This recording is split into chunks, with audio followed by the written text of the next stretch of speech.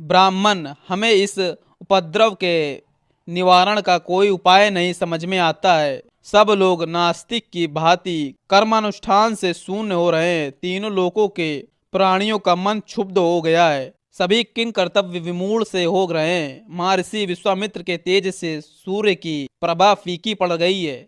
भगवान, ये महाकांतिमान मुनि अग्नि स्वरूप हो रहे हैं। देव महामुनि विश्वामित्र जब तक जगत के विनाश का विचार नहीं करते तब तक ही इन्हें प्रसन्न कर लेना चाहिए। जैसे पूर्व काल में प्रलय काल की अग्नि के संपूर्ण त्रिलोकी को दग्ध कर डाला था, उसी प्रकार ये भी सबको जलाकर भस्म कर देंगे। यदि ये देवताओं का राज प्राप्त करना चाहते तो वह भी इन्हें दे दिया जाए। इनके मन में जो भी अभिलाषा हो उसे पूर्ण कर दिया जाए। तदंतर ब्रह्मा आदि सब देवता महात्मा विश्वामित्र के पास जाकर मधुर वाणी में बोले, ब्रह्म ऋषि, तुम्हारा स्वागत हो।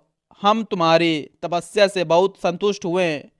कुशिक नंदन, तुमने अपनी उग्र तपस्या से ब्राह्मणत्व प्राप्त कर लिया है। ब्राह्मण, मरुदंडों सहित मैं तुम्हें दीर्घायु प्रदान करता हूँ। तुम्हारा कल्याण हो। सौम्य, तुम मंगल के भागी बनो और तुम्हारी जहाँ इच्छा हो वहाँ सुखपूर्वक जाओ। पितामह ब्रह्मा जी की यह बात सुनकर महामुनि विश्वामित्र ने अत्यंत प्रसन्न होकर संपूर्ण देवताओं को प्रणाम किया और कहा, देवगण, यदि मुझे आपकी कृपा से ब्राह्मणत्व मिल गया और दीर्घ आयु की भी प्राप्ति हो गई हो तो ओमकार, वष्टकार और चारों वेद स्वयं आकर मेरा वर्ण करे। इसके सिवा जो क्षत्रिय वेद, धनुर्वेद आदि तथा ब्रह्म वेद, ऋक आदि चारों वेद के ज्ञाताओं में भी सबसे श्रेष्ठ है। ब्रह्मपुत्र वशिष्ठ स्वयं आकर मुझसे ऐसा कहे कि तुम ब्राह्मण हो गए हो। यदि ऐसा हो जाए तो मैं समझूंगा कि मेरा उत्तम मनोरथ पूर्ण हो गया है। उस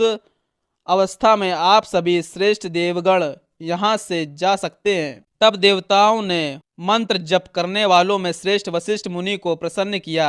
उसके बाद ब्रह्म ऋषि वशिष्ठ ने एवमस्तु कहकर विश्वामित्र का ब्रह्म ऋषि होना स्वीकार कर लिया और उनके साथ मित्रता स्थापित कर ली।